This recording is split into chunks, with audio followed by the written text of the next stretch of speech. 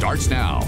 A City Parks and Recreation employee stabbed by two suspects while he was on the job. The search for the suspects continues. Good evening and thanks for joining us. I'm Guy Atchley. And I'm Stella Inger. New tonight, last week, an employee was cleaning Mansfield Park near 4th Avenue and Grant when he was assaulted. The employee speaking to KGUN 9 On Your Side's Priscilla Casper, who shares what happened. Guys, Stella, very scary news. The two suspects assaulted and then stabbed the employee in the thigh with a knife and then took off with his phone and keys. He tells me it's common to encounter homeless people at the park who don't want to cooperate, but this was the first time his life was in danger.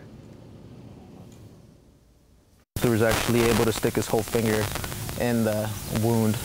This wound, about 3 inches long, closed together with staples, a result from two suspects assaulting and stabbing a City Parks and Recreation employee early Thursday morning. The employee wanted to remain anonymous, but says during his morning cleanup when Mansfield Park was closed, he went up to two people sleeping and asked them to leave.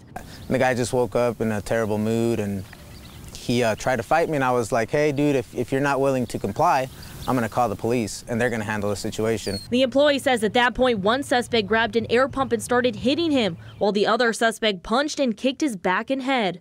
I'm reaching for my phone. In the split second where I reach for my phone and it falls out of my pocket, I felt something go into the back of my leg, and I felt like a needle. So I got away from him because I thought he stuck me with a dirty needle, and I looked down at my leg, and it was actually a hole in my leg. So I was like, all right, this dude just stabbed me.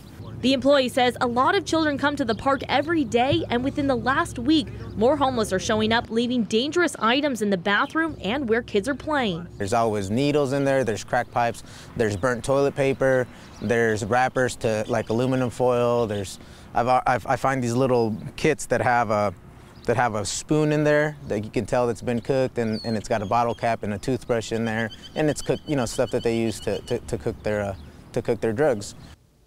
Tucson police say the male suspect is white, in his early 20s, about 6 feet tall with short, sandy blonde hair. He was last seen wearing a black hooded sweatshirt and dark pants. Now, the female suspect is Hispanic, in her early 20s, about 5.5 feet tall with long black hair. Now, she has numerous tattoos on the top of her feet.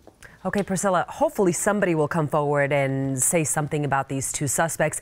Now, it's been about, what, 5 days, right, since he was stabbed. Have you had any contact to see how he's doing? So I spoke to him today, and he went to the doctors, and he said he will return to work tomorrow, but just take it easy. Okay, Priscilla. Thank you. Thank you.